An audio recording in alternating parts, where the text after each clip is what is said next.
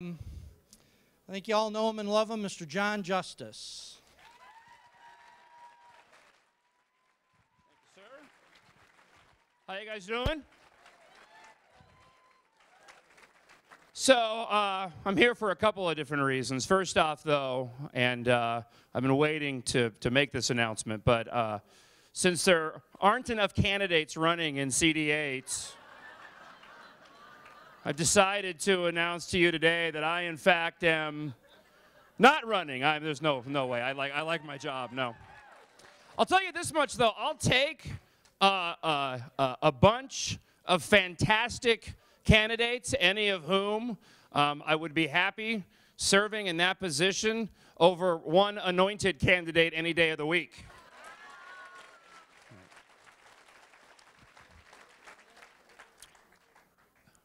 It's a nice banner up there, isn't it? Yeah. It's a good crowd we have today, too, isn't it? You know, it's funny because end of last year, the chairman of the Pima County Democratic Party, Jeff Rogers, the Arizona Daily Star was hard up for some material one week and started questioning the validity of the Tucson Tea Party and whether or not it had gone away, if it was going to be relevant, if it ever was. And Jeff Rogers made some comments to the fact that, well, you know, it's just this is just indicative of how, you know, loose the movement was and how strong it wasn't, and you know, how, and its lack of any kind of influence in town. And shortly after that, we had a packed house at CDO High School for the exposure over the botched over the gun smuggling of Fast and Furious. And I think we proved a point that day that the Tucson Tea Party was still strong. So recently, I had the pleasure of having Jennifer and Trent Humphreys, who have done a fantastic job with the Tea Party. Give them a round of applause.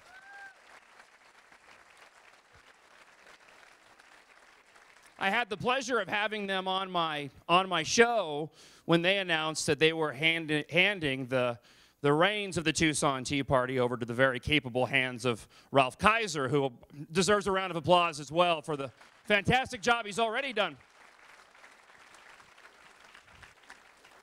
The Arizona Daily Star followed up again after that story and asked Pima County Democratic Shock Chairman Jeff Rogers what he thought, and he says, well, again, it just shows the lack of relevancy of the Tucson Tea Party and how it's just not a factor in Tucson anymore. Yeah, looking at all you guys today and the crowd outside, I think Pima County Democratic Chairman Jeff Rogers can stick it where the sun doesn't shine.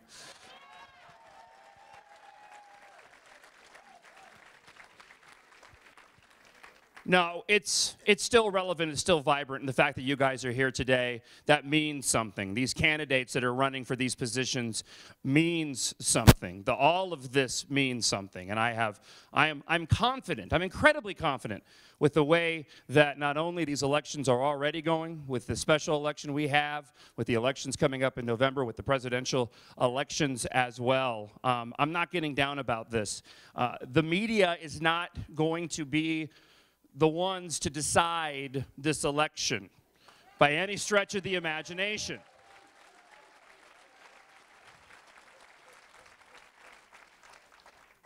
And I'm incredibly proud to be a conservative and a Republican, given the field that we have of candidates. Any one of them would do, my 9-year-old would do a better job than Barack Obama does. You know, and given an example of that, I'm having, you know, I've got my 9-year-old and I'm trying to teach him the value of money, which is awful because I'm horrible with money, but I'm doing my best to try to teach him the value of money, and we're working on allowances, and he wanted to get some new toys, and he does his chores at home, and he give him allowances, and he wanted a loan, right? He's like, I saw this on eBay, and I really want to get this, and it's a loan. I said, well, have you done the chores to deserve this yet? And he goes, well, no. I said, okay, well, if you haven't done the chores yet and you haven't earned it, do you really think that I should be giving you this money? He says, well, no, I guess not. I guess I got to earn it first. I said, yeah, you kind of just be taking money from me, wouldn't you? And he goes, yeah. And that is epiphany. I go, you know, if my 9-year-old gets it, why doesn't President Barack Obama get it? You know, at this point, I'd take my 9-year-old over President Barack Obama, to be honest with you. I would. He already understands the value of the dollar and what it means to earn it and, you know, and not waste it. Plus, I'm fairly certain that my 9-year-old would not go and, well, I'm pretty sure the only auto manufacturer he would bail out would be Mattel for Hot Wheels. So I'm fairly confident on that front. Look, I'm excited about this election. I really am. The media is trying to paint this narrative that we're all disenfranchised, we don't like these candidates. I just saw a headline. They were doing a roundtable on one of the news channels, and it said, Santorum, is the media going to rip apart GOP's top-tier candidates? And I'm looking at it going, well, yeah, duh, of course they are. This shouldn't come as any shock. I don't even know why you're discussing, unless it was a rhetorical question. But the reality is we are going to pick a candidate. And that person is going to be in direct contrast with our current president of the United States. And we're going to rally around that individual, and we are going to support that individual. And I'm sick and tired of the media driving this narrative that we're all disenfranchised, we don't like these candidates. No, the difference is we're vetting our candidates. Right? The only reason why there is any kind of frustration, I firmly believe, the only reason why this is happening is because we desire something different, and we want to hold all of them up to a better standard. We all have what we want in an individual, and we are vetting these individuals. We want to know what they're about. We want to know we're making the right choice. We want to make sure that we don't get in the same situation that we're in right now, because the guy sitting in the White House is what happens when the media and everybody else doesn't vet a candidate.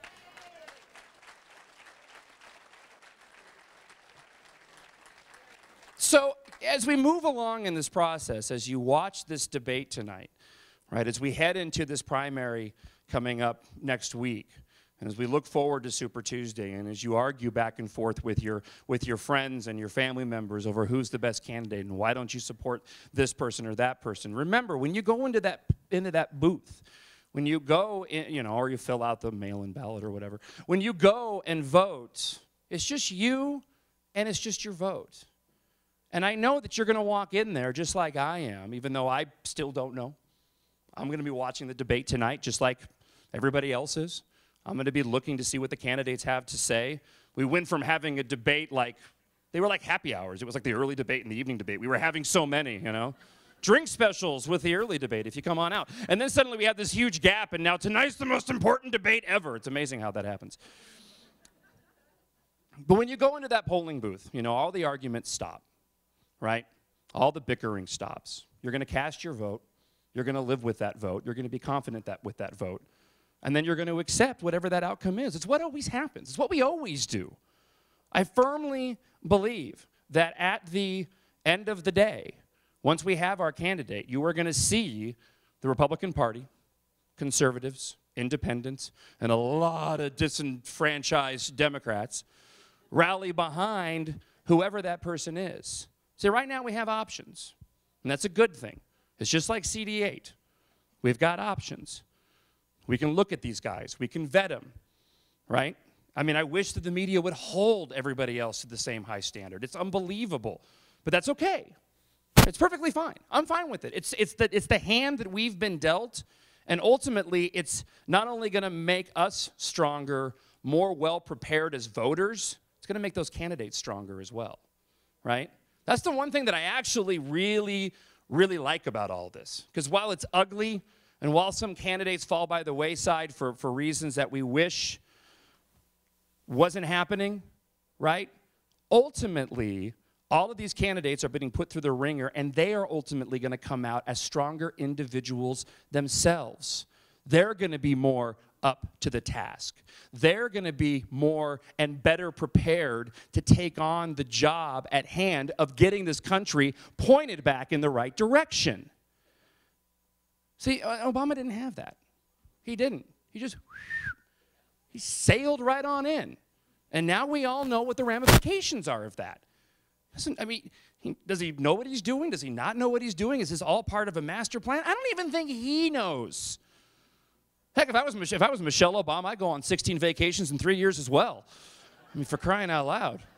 Well, you know, I mean, it's very, you know, the White House, it's very stuffy there. It's like, you know, it's like a Holiday Inn Express. You know, it's good for a few nights, and after a while, you just got to get out because it's, you know, it's okay. You get tired of the continental breakfasts after a while, right? Quick show of hands. Who's made a decision on who they're going to vote for in a primary day? I'm surprised there's that many. Already voted. There you go. All right. Who expects that after the debate tonight they're going to have a better idea?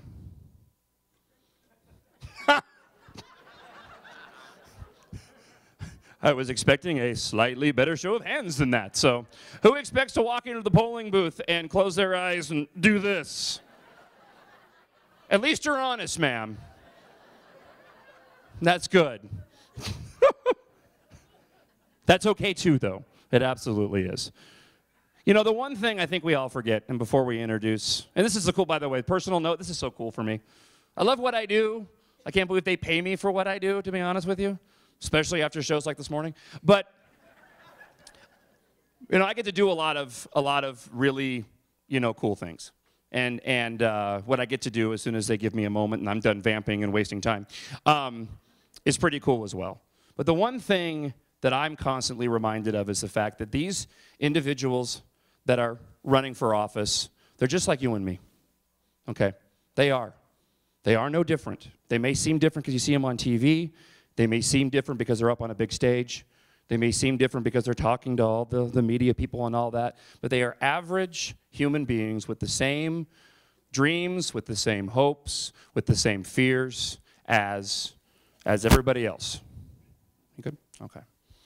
So remember that. Remember that when you hear them make comments, that you kind of go, why'd they say that? They're human. The question is, are they answering those comments? Are they addressing those issues? We're going to win this election, regardless of who the candidate is. I firmly, firmly believe it. I really, really do.